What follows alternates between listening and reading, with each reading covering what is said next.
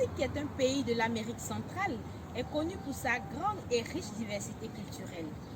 Aujourd'hui, notre intéressant Saber voyage à travers ce pays pour nous parler plus particulièrement des afrodescendants. À ce sujet, l'historienne chercheur Nsame Dalia nous en parle. Bonjour Dalia. Bonjour Denise. Aujourd'hui, tu nous parles du mariage et des familles des afrodescendants dans le Mexique du XVIIIe siècle. Et nous aimerions savoir quelle a été ta motivation, qu'est-ce qui t'a poussé à travailler sur ce thème? Je dois dire que ma motivation part d'un constat. J'ai tout simplement remarqué que jusqu'à présent, l'historiographie liée à la présence forcée des Africains en Amérique espagnole n'a fait que retracer, on va dire, n'est resté que sur ce discours classique des origines, des achats, ventes, des esclaves, des abus, des formes de travail. Moi, mon objectif est de dépasser cette victimisation de la personne de l'esclave et aborder des thèmes, des questions transcendantales comme celles liées au mariage et aux familles. Merci Dalia. Et une question, les afrodescendants avaient-ils le droit de se marier et fonder des familles?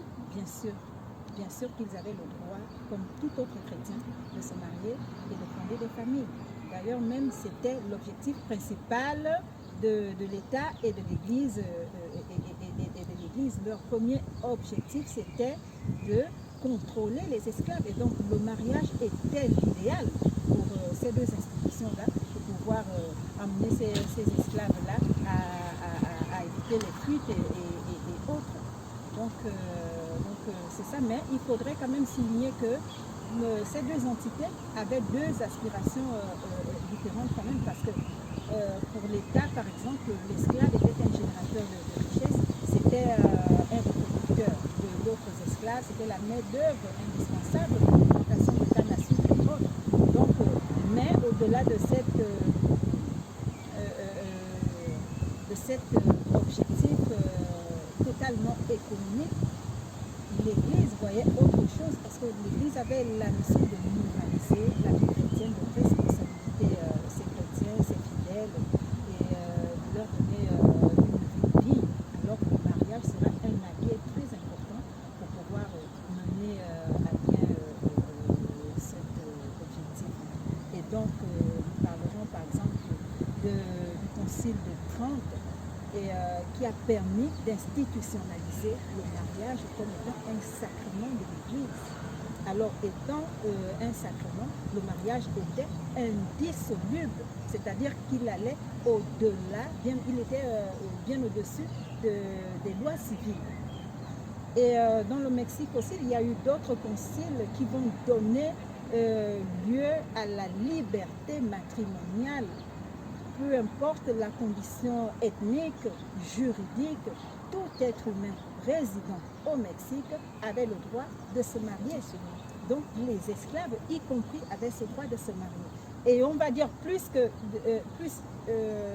ces esclaves-là, ayant ce droit de se marier, pouvaient également dénoncer les maîtres face à leur arbitrage de les séparer, parce que l'on ne pouvait pas séparer un couple.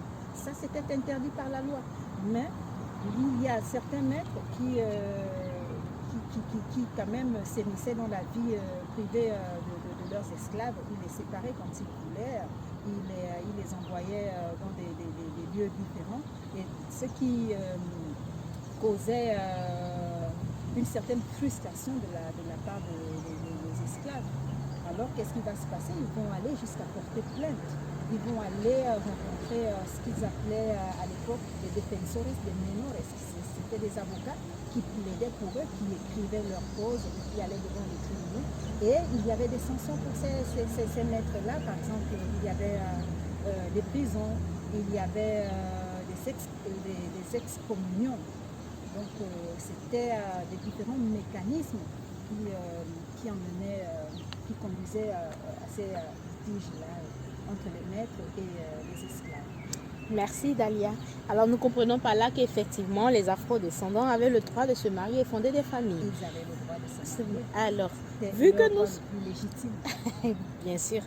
Et vu que nous sommes au XVIIIe siècle, est-il possible de faire ressortir le profil des sociétés africaines dans les mariages et les familles afro-descendantes? Tout à fait. On dira même que depuis le XVIe siècle, le XVIIe siècle, les mariages étaient plus endogamiques que pendant le XVIIIe siècle, qui est le siècle sur lequel je travaille. Mais le plus important est que malgré les quelques 20% d'esclaves, on va dire d'Africains qui resteront à Veracruz, par exemple, au Mexique, à cette époque-là, il y a quand même des mariages endogamiques. C'est-à-dire qu'il y avait toujours des cas où un esclave qui revenait du Congo se mariait avec une autre Congo également. Et les témoins de ces mariages-là étaient également pas forcément congolais, mais africains en général. Et c'était le plus intéressant de tous. Ils parlaient la même langue, ils partageaient la même culture. C'était très intéressant. Vraiment, ça a l'air vraiment intéressant.